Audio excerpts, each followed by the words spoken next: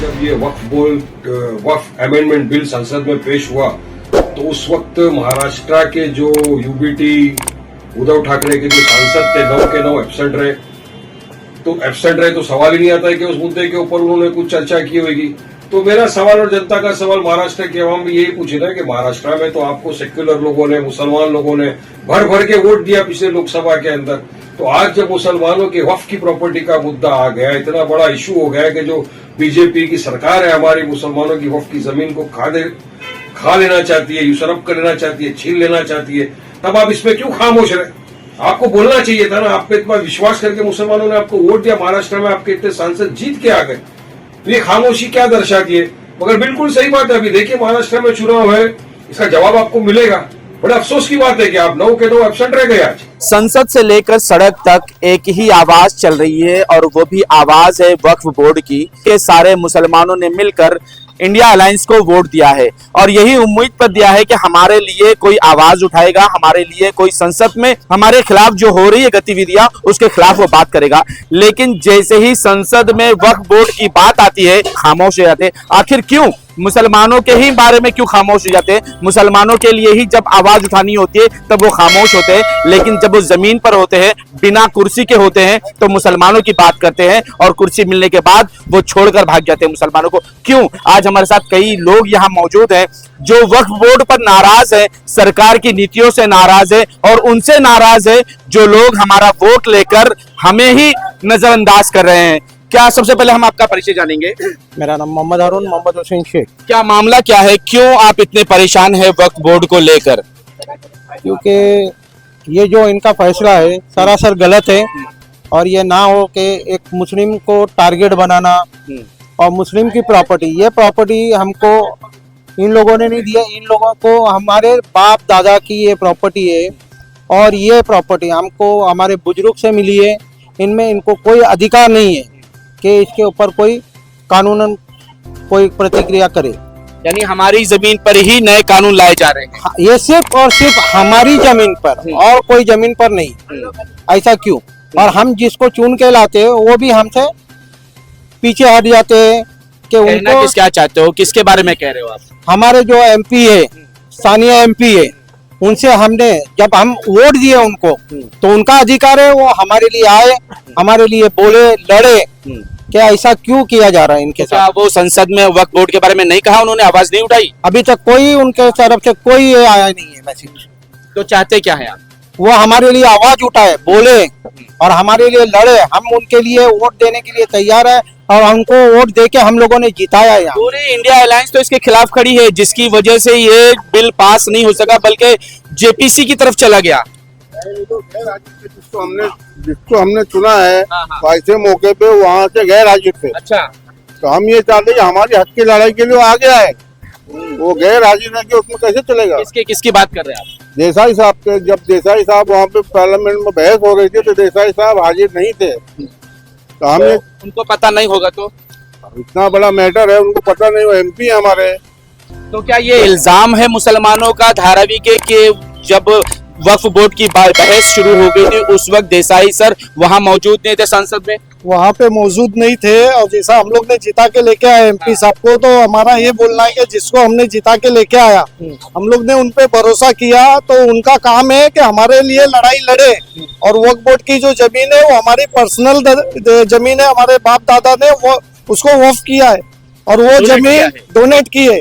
और वो जमीन को उन लोग अगर हड़पना चाहते हैं कोई मसले से तो ऐसा नहीं होना चाहिए। हमारी आवाज उठाना चाहिए संसद में, मगर आवाज उठाई नहीं जा रही, हमारी आवाज वहीं पे खत्म कर दी जा रही है और कोई हमारे लिए जिसको हम जिता के लाए वो बोलने के लिए तैयार नहीं हुआ, एंड टाइम पे वहां से गायब रहते हैं संसद में से। तो ऐसा होना नहीं चाहिए। उन लोग को हम लोग जिता के लाए तो इसीलिए भरोसे पे लेकर आए कि कुछ ऐसा मसला होएगा तो वो हमारे लिए आवाज उठाएंगे। तो अगर गायब रहेंगे तो हम कैसे भरोसा करेंगे आगे के दौर में इन पे? 1960 में वक्फ बोर्ड को बनाया गया था, उसके बाद से कई ऐसी संस्थाएं हैं जिनकी नजर इस पर रही है और वो बार बार चाहते रहे कि ये कम से कम ये कानून को बदला जाए, इसे खत्म किया जाए या इसकी तमाम जो अथॉरिटी है वो सेंट्रल गवर्नमेंट को दी जाए। इस पर फिल्में बनाई गई, लोगों को गलत मैसेज दी गई, लोगों को भड़काया गया और आज उस बिल को जो है संसद में भी लाया गया। इस पर क्या कहोगे कि किस तरह से एक साजिश चल रही है क्या मुसलमानों के खिलाफ? ये साजिश ही चल रही है। जैसे बीजेपी गवर्नमेंट जब से आई है ये साजिश हो रही है। मोदी जी हमारे पूरे हिंदुस्तान के प्रधानमंत्री है, ना कि एक कम्युनिटी के प्रधानमंत्री है, सारे हिंदुस्तान के प्रधानमंत्री है। और वो है सिर्फ मुसलमानों को टारगेट कर रहे। 3 तलाक का मसला हो या वक्फ बोर्ड का मसला हो, ये वक्फ की जो जमीन है ये हमारे बाप दादा हमारे पूर्वजों ने ये वक्फ को दान की है मुसलमानों के लिए, गरीब यतीम खानों के लिए, ये सब जो वक्फ को दी गई है। और आज हम जिसको चुन के लाते हैं वोट के माध्यम से, मुसलमानों ने जिनको वोट दिया, कम से कम ये हम उम्मीद करते हैं कि ये हमारे लिए कुछ बोले संसद में। लेकिन आज ये देखा गया कि जिनको मुसलमानों ने वोट देकर हमारे एरिया से चुनकर जिनको भेजा गया पार्लियामेंट में हमारी आवाज़ उठाने के लिए, आज वो जब वक्फ बोर्ड का बिल पेश किया जा रहा था तो वो उस टाइम नादारत थे, गैर हाजिर। सिर्फ अनिल देसाई पर ये इल्जाम क्यों? इंडिया अलायंस के बहुत सारे सांसद वहां मौजूद थे, उन्होंने किस ने आवाज उठाई इस पर? ये देखो, सुप्रिया सोले राष्ट्रवादी कांग्रेस उन्होंने बोला, समाजवादी पार्टी के अखिलेश यादव ने बोला, कांग्रेस के जो थे उन्होंने बोला, जबकि मोदी जी के साथ में अलायंस करके रखे चंद्रबाबू नायडू उन्होंने खुद भी बोला। लेकिन हमारे उद्धव साहब के जो जितने भी 9 के 9 प्रतिनिधि थे ये वक्फ बोर्ड के पे वो वक्फ कर जाते हैं, संसद से बाहर हो जाते हैं। तो ये तो बहुत दुखद बात है, ऐसा नहीं होना चाहिए। कम से कम हम आपको चुन के दिए तो कम से कम आप बैठ के हमारी आवाज तो उठावे। क्या बात है, क्या वाकई में सांसद के अंदर मुसलमानों के बारे में कोई बात नहीं होती? जब भी मुसलमानों का कोई केस आता है तो सारे के सारे खामोश हो जाते हैं, या फिर मॉब लिंचिंग की बात हो सारे के सारे लोग खामोश हो जाते हैं?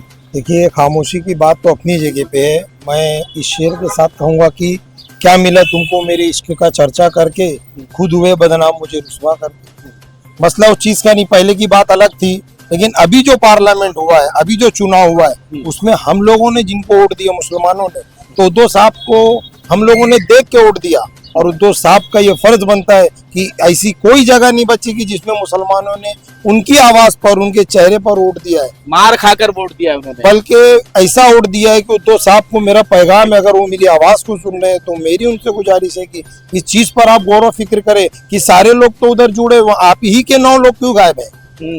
जो लोग जो मिल करके पार्टियां बनी थी वहां पे तो मौजूद थे, उन लोगों ने तो आवाज उठाया। आज अगर वो लोग वहां मौजूद नहीं होते तो बिल पास हो जाता। लेकिन आपकी मौजूदगी ना होना ये हम लोग के लिए बड़ी परेशानी का सबब है, क्योंकि हमने आपको वोट दिया है। धारावी की जनता अपना दर्द किसे सुनाए? जिसे वो वोट देकर कुर्सी देती है वही उनके साथ दगा कर जाता है, ऐसा इल्जाम ये लगा रहे हैं। और ये कह रहे हैं कि अगर आप संसद होकर हमारी आवाज को संसद में नहीं उठाएंगे तो और कौन होगा जो हमारी आवाज को बुलंद करेगा? उद्धव साहब पर नाराज दिखाई दे रहे धारावी की जनता। क्या कहना चाहोगे चाचा, क्या कहना चाहोगे वक्फ बोर्ड को लेकर? जिस तरह से दिक्कतें पैदा हो रही है उसको क्या कहोगे आप? अपने जिसको चुन के दिए उनको आवाज उठाना चाहिए। ये पूरा मीडिया जो है बिका हुआ है और ये जो है अपनी मनमानी चला रहे हैं आज तक का। ये पहले इंदिरा गांधी ने इमरजेंसी लगाए थे, इन्होंने आज 10 साल से इमरजेंसी लगा के रखा हुआ है। महंगाई के मुद्दे पे कोई बात नहीं है, हर चीज पे कोई बात नहीं है। इनका सिर्फ एक ही मकसद है, हिंदू मुस्लिम का लफड़ा कराना। लोग जो है धारावी के खास करके नाराज हैं कि जब वक्फ बोर्ड का मामला संसद में चल रहा था तो हमारे संसद जो धारावी के सांसद है जिन्हें धारावी करो ने चुन के दिया वो गायब थे। तो बड़ी शर्म की बात है। और अनिल देसाई जी को हमने वोट देकर इसीलिए जिताया कि ये हमारे, क्योंकि उद्धव साहब ने तो हमारा बहुत साथ दिया था लॉकडाउन में, यही सोचकर अनिल देसाई जी को भी जिताया गया कि भाई ये हमारा साथ देंगे। लेकिन आज जब संसद में हमारे फेवर में वोट डालने की बात आई तो ये वॉकआउट कर गए, तो ये अच्छा नहीं। क्या क्या दिक्कतें क्या है? क्योंकि जो संशोधन किया जा रहा है वक्फ बोर्ड बिल पर, कितनी दिक्कतें हैं, किन किन मामले पर आपको दिक्कत नजर आती है? ये तो हर चीज में दिक्कत आएगी, क्योंकि ये तो बीजेपी का एजेंडा ही है कि मुसलमानों को तकलीफ देना, मुसलमानों की जमीनें छीन लेना, मुसलमानों का हक मार देना, ये तो बीजेपी के एजेंडे में है, वो तो करेगी। लेकिन हम जिसको जिता कर ला रहे उनको क्या हक अदा करना चाहिए, वो नहीं कर रहे। अच्छा, ये वक्फ बोर्ड है क्या, मामला क्या है, ये जरा हमारी जनता को बताए कि वक्फ बोर्ड कहते किसे हैं? वक्फ बोर्ड वो है जो हमारे बंटवारे के टाइम पे जो जमीन लोगों ने वक्फ करके गए थे, डोनेट करके गए। डोनेट करके, वही वक्फ बोलते हैं, डोनेट करके गए थे, तो उस हिसाब से एक वक्फ बोर्ड बना था कि वो जमीनों की रखवाली करेगा। वो जमीन आज भी वक्फ बोर्ड के अंडर में है, लेकिन आज ये सरकार की नजर में आ रही है। अडानी अंबानी जैसे लोगों ने उसके ऊपर नजर गड़ा दी है, तो ये सरकार हमसे छीन कर उनको देना चाहती है। अच्छा, तो ये सारी जमीनें मुसलमानों की ही है, जी जी, लेकिन फिल्मों में तो बड़ी प्रोपेगेंडा पे किया गया कि ये तुम्हारी जमीन पे कब्जा कर लेंगे और कहेंगे वक्फ बोर्ड की जमीन है।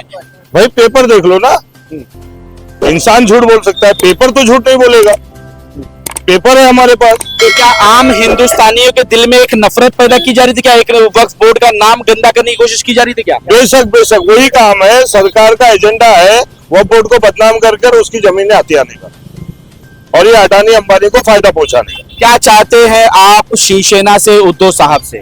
उद्धव साहब से तो बहुत सी उम्मीदें हैं। हम चाहते हैं कि वो महाराष्ट्रन है तो महाराष्ट्रियों का साथ दे और महाराष्ट्र के मुसलमानों का भी साथ दे। हम मराठी मुस्लिम हैं। हम मराठी मुस्लिम है, हम यही पैदा हुए, यही जवान हुए, यही बूढ़े हुए और यही मर जाएंगे इंशाल्लाह। क्या कहोगे वक्फ बोर्ड को लेकर, जिस तरह से हालात बिगड़ चुके हैं पूरे संसद में, के साथ साथ इसका फायदा मीडिया उठा रही है और मीडिया गलत परोस रही है न्यूज, लोगों को गलत मैसेज दे रही है लोगों तक? देखो, ये तो कैसा है, एक राजनीतिक एजेंडा है। बीजेपी को हमेशा ये कुछ ना कुछ करना होता है और बीजेपी करती है। अभी ये महाराष्ट्र का इलेक्शन है, हरियाणा का इलेक्शन है, तो ये सब राजनीति है। और कैसा है, किसी के भी धार्मिक जगह पे वही आदमी रहना चाहिए। आज मेरी किताब है तो मेरा आदमी मेरे को किताब पढ़ाएगा ना ही कि कोई दूसरे मजहब का आदमी आके मुझे मेरी किताब पढ़ाएगा। आज मेरी किताब का मालिक मैं हूँ, तो मेरे को मेरी किताब का मालिक रहने दो, आप अपने किताब के मालिक रहो और बाकी हमारा कोई नहीं। बाकी ये राजनीतिक एजेंडा है, लोग मिलके रहना सोचते हैं। शायद कुछ हस्तियां जो सोचती है कि मिलके नहीं रहे, जैसा कि आप अगले दिनों आपने देखा धारावी में क्या हुआ, धारावी में क्या था क्या नहीं हुआ, और उसको एजेंडा बनाया गया। ऐसी एजेंडा बनाते रहते हैं, इन लोग का काम ही है। जिस तरह से वक्फ बोर्ड का नाम बदनाम किया गया है, जिस तरह से आज सांसद से लेकर न्यूज तक ये चर्चे चल रही है, उस पर क्या कहोगे? देखो कैसा है, अभी हमने तो यहाँ पे सब लोगों ने, मुसलमानों ने उद्धव साहब ठाकरे को खुल करके वोट दिया और उनको अभी सुनने में आया कि उन्होंने वहां से वॉकआउट कर दिया, जबकि वोट डालना चाहिए था उनको क्या ये चीज में क्या हाँ भाई हम इनके खिलाफ है। और हमको उम्मीद है कि उद्धव साहब ठाकरे कुछ ना कुछ इसके लिए अपने सांसदों से बैठ के बात करेंगे और उसके अंदर वोट डालने की परमिशन देंगे।